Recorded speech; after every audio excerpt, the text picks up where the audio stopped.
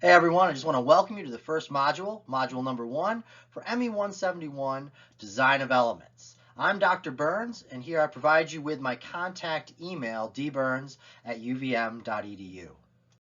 So this course is going to be broken down into 15 different modules, each module corresponding with a week in the semester. So this first week here is module 1. We're going to be going over a course overview and talking a little bit about the introduction to the design process.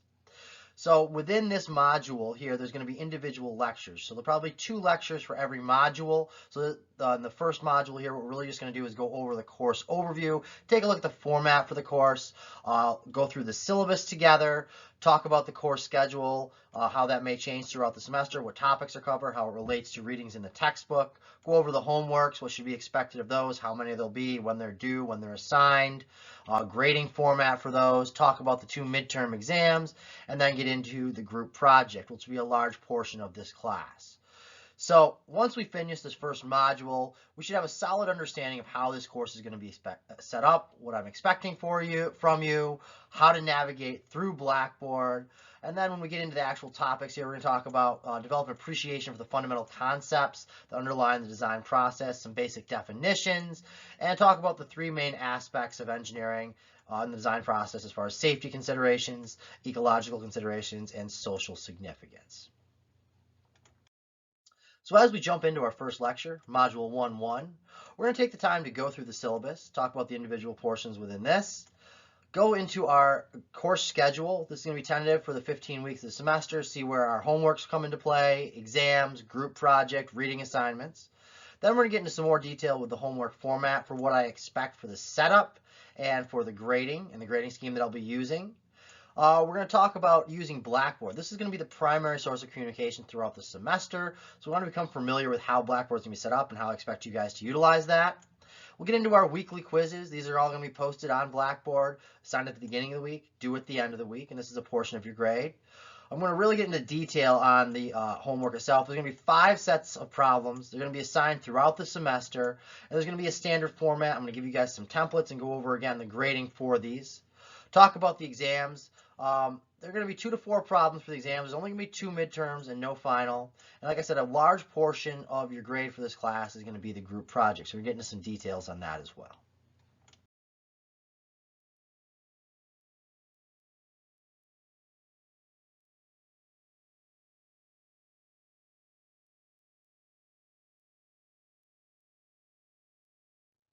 So required text. For this course, we're going to be using the juvenile text here, the fundamentals of machine component design.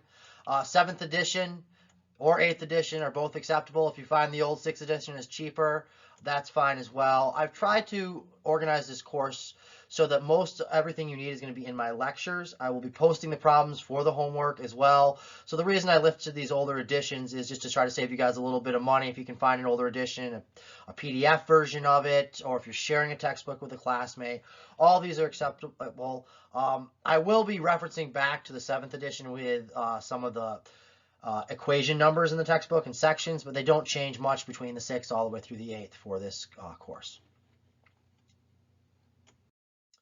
So now I want to take a look at a little bit of an overview of the topics that we're going to cover within this 15 weeks of the semester here. So we're going to start off doing a basic introduction within this first and second module here, some load analysis and get into some materials. From there, we're going to talk about some stresses and get into the concepts of failure. Then look at some strain and buckling, move on to impact, fatigue, talk a little bit about surface damage, fasteners and power screws, get into welding, then we'll get into some components involving springs, bearings, and we'll spend a little bit more time on gears, breaking it down between spur, helical, bevel, and then we'll get into gears as related to shafts, talk a little bit about clutches, brakes, some miscellaneous, and design applications. So these are the topics that we're going to cover throughout the semester. If you want some more detailed information, you can reference back to our course schedule and see how this relates to different sections within our textbook. So for course goals for this ME 171 Design of Elements course, upon completion, the aim is that you'll be able to obtain the following skills. So the main skill here is the ability to apply knowledge of mathematics, science, and engineering to the analysis of design problems. And this is where I'm going to spend a little bit more time talking about how to set up our solutions, how to do hand solutions, the format and template that I expect you guys to utilize for the homework assignments and exams, and just in general, any type of engineering problem. What have I given? What are my diagrams? Clearly label all your units. Clearly write down what they're asking you to solve for. All these things we're going to go over in some detail and give you guys a little bit of an arsenal to pull from whenever you're thrown a problem. You're like, okay, I'm drawing a blank. I don't know where to start. Okay, well, what do they tell me? What's in that problem statement that I can use that's a known? Write those all down. From there, okay, now that I have all this information I've extracted from the problem statement and the given diagram, I can look at that problem and say, okay, now that I know this, what are they asking me to solve for?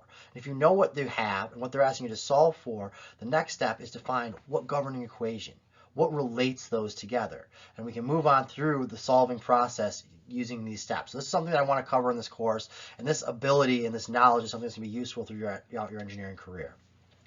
The other course goal here is a knowledge of mechanical fatigue.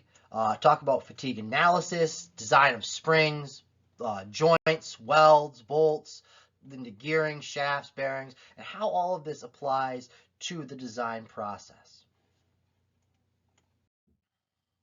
So I'll talk a little bit about computer usage and software. So for this course here, we'll maybe asking you to do some data analysis, do some plotting. Your choice for what you want to use for software for plotting. You can utilize MATLAB. Microsoft Excel works fine for many cases there, for simple cases. Python if you're comfortable, Mathematica, whatever program you're used to and you're comfortable with is completely acceptable. I personally like MATLAB for most everything, or if it's just a quick and easy one, Microsoft Excel does the job. Other platforms that you're going to need for this here, Microsoft Teams, Blackboard, some type of scanner, whether it's your phone or an actual scanner, and a PDF reader. A PDF writer and Acrobat would be useful as well to edit some of the PDFs. A webcam, and doesn't matter what type it is, it can be one that's built into your laptop or one that you plug in via USB cable so that you can utilize Teams for chats and also to view the lectures, ask questions, things of that nature, as well as office hours, either with me or the TA.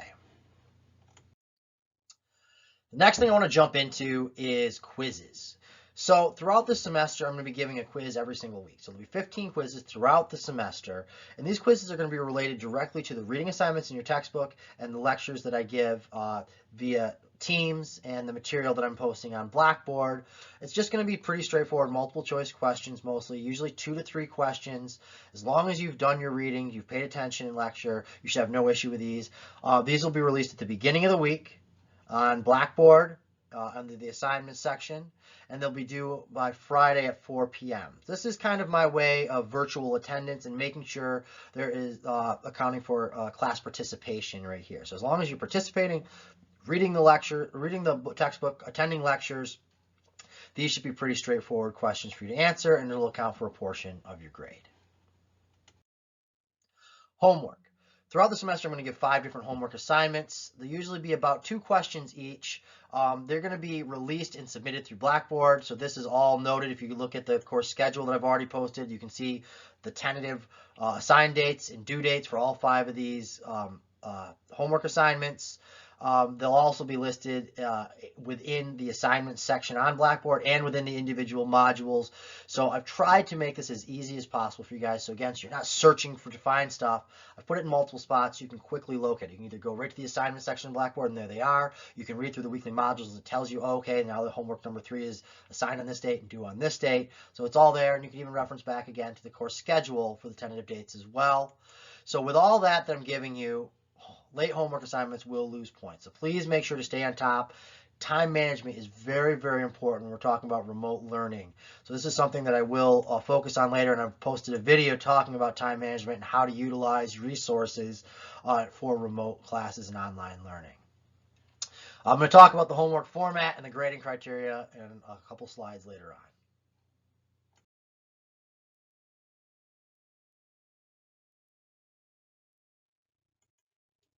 So talk about grades, how we're going to break these down. So this is how the course is breaking down here. There's going to be 5 things. 2 of them are exams. So you're going to have your homework, which is 15% of your grade. The 2 midterm exams, which are 20% each, will make up 40% of the grade there. Then what you're going to have here is you're going to have your weekly quizzes. So again, there's going to be 15 of those, one every week. That's going to count for 10% of your class grade. And lastly, the large portion here is 35% of your grade, which is a group project that we're going to start discussing. So this, one of the incentives behind me making this group project is to give you guys that interaction with other students. I know it's hard when being remote, and it's easy to fall into the pattern of just sitting by yourself, staring at your computer screen alone, trying to trudge through all the work and homeworks and example problems, and maybe you're stuck and you're staring at a screen blankly, getting frustrated for hours. So I really do want to encourage you, even if you're remote, to reach out to other students and classmates. We have all the great resources of Teams and Blackboard, discussion boards, video chat that you can utilize. So I'm going to be focusing on that for the group project and hopefully getting you guys started right from the beginning of the semester, forming a group that maybe you can work through homework problems together on, you can study together on, as well as the group project. Because in my opinion, a lot of the way you learn engineering is by working with other engineers. You know, some people might catch something that might take you hours to figure out. They mentioned like, oh yeah, that's right, that's how I'm going to start this problem there. And you can quickly keep going back and forth, sharing ideas and teaching each other as you go through the process. So grading scheme for this class, just so you know what to expect and how I'm going to break things down. I'm very straightforward as far as my grading goes and as far as what I expect from you, the problems. I'm not trying to throw curveballs or make anything tricky. So I'm going to be using a very straightforward grading scheme right here, so you can see what an F all the way through an A+ is and how it relates right here. And again, you already know what the breakdown is for your class. So I encourage you, take a look at your grade section on Blackboard as we continue on through the semester. All your grades will be populated on there, so you can take a look at where you're at, what you need to do in order to get the grade you need, you'd like to achieve by the end of the semester. And again, if you have any questions relating to the grading of the course, please reach out to me. Any particular questions on how an assignment was graded, please reach out to the TA as well, and they'll be able to go through that for you.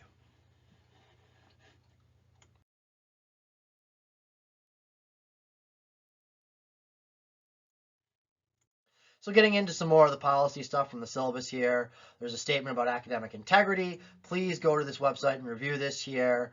And again, make sure we abide by these rules and regulations. We also have a statement here related to alcohol and cannabis use on campus.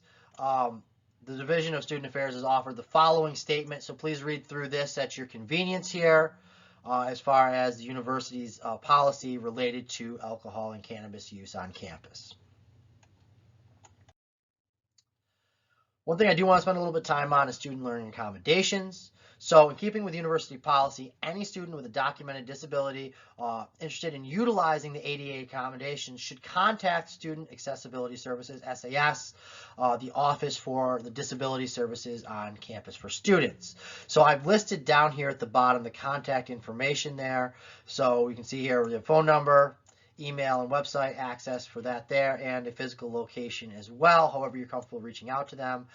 If this does pertain to you, please do utilize and take advantage of these resources.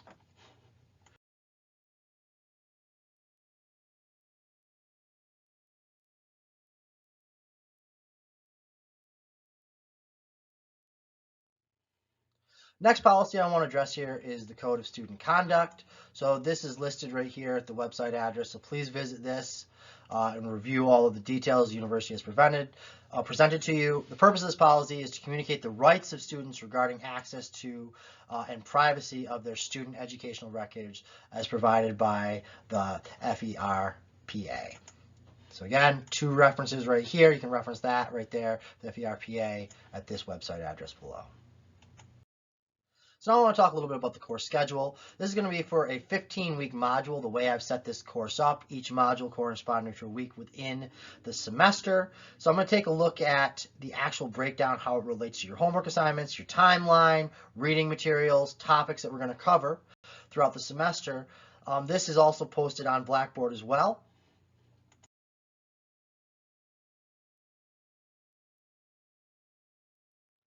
So I want to take a little bit of time and go through the homework guidelines and what I expect for the format and template when you turn in your assignments. This will be the same for homeworks and exams.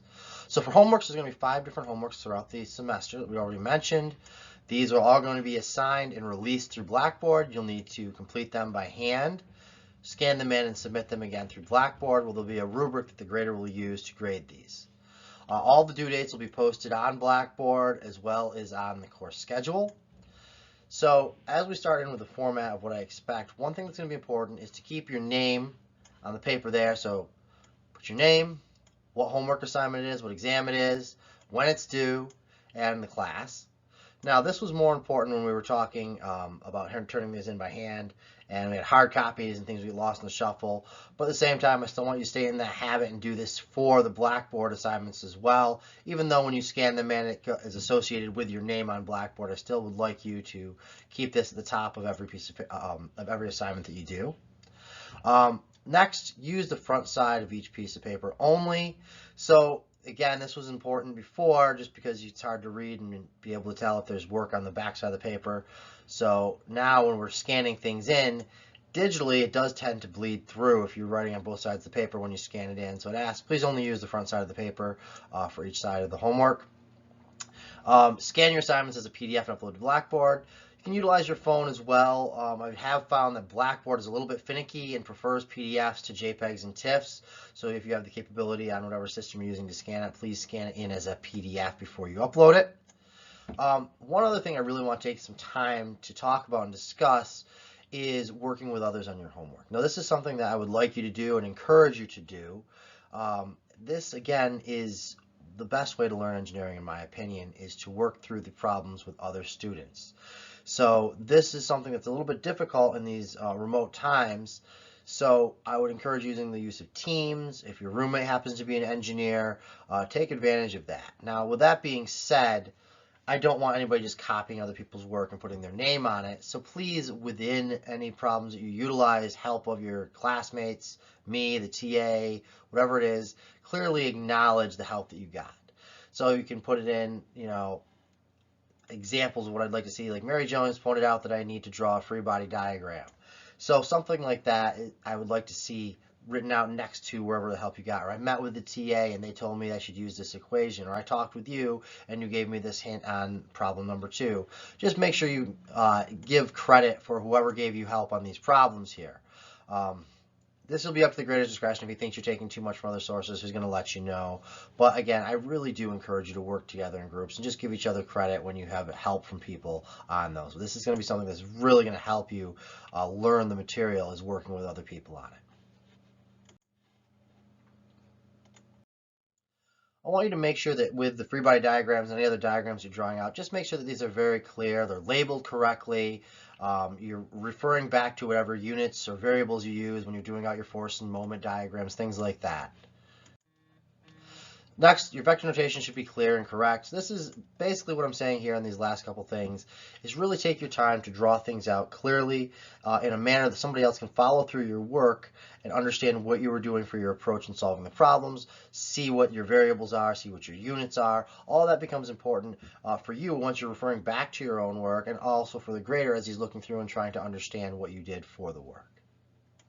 Another thing that I do want to emphasize here as the last point here is writing out the equations in symbolic form before plugging in numeric values. So this again is going to help us reward partial credit for any of these problems here. So if you chose the wrong governing equation and you just threw a bunch of numbers in there, or maybe you chose the right governing equation but you forgot a variable term in it, and all we see is a bunch of numbers put together, it's going to be hard to award partial credit, because if we look down here at our grading criteria, a large portion of this is given to the correct method or approach for solving the problem. So if we can't see what your approach is, you haven't clearly shown us what the equation was you're using before throwing the numbers in there, it's hard to award partial credit. So that leads us into the grading criteria down here. 10-point scale. So my main goal is to have you guys get comfortable with this format and this template for setting up these problems. So the first thing I'm looking for is formatting. Do you have your name on it? Do you have all the givens written down from the problem statement initial diagram? Do you have written out what they're asking you to solve for? Do you have the correct coordinate system labeled correctly? So all of that right there, if you have that just in the setup there, that's 2 points you already get out of 10 right there, just for setting it up correctly and using the correct format and including all this given and information that you're looking to solve for. 2 points are then awarded for neatness. How easy is it for the grader to go through and follow your work, see what you did, follow your approach, read your writing, all of that. So neatness is going to count for the next 2 points. Then the bulk of the points here, 4 points, is for the correct method in solving approach. Did you choose the right governing equation? And again, that goes back to E here, where you really want to write out the general equation in its symbolic form before starting to plug in the variables. And maybe even put a little note next to it. I chose to use this equation because. Things like that are going to help again. So that's 4 of the points right there. And the last 2 points are for the correct final answer. So even if you get the answer wrong, but you've set everything up correctly and set up the right governing equation and approach, you could still get 8 out of your 10 points right there.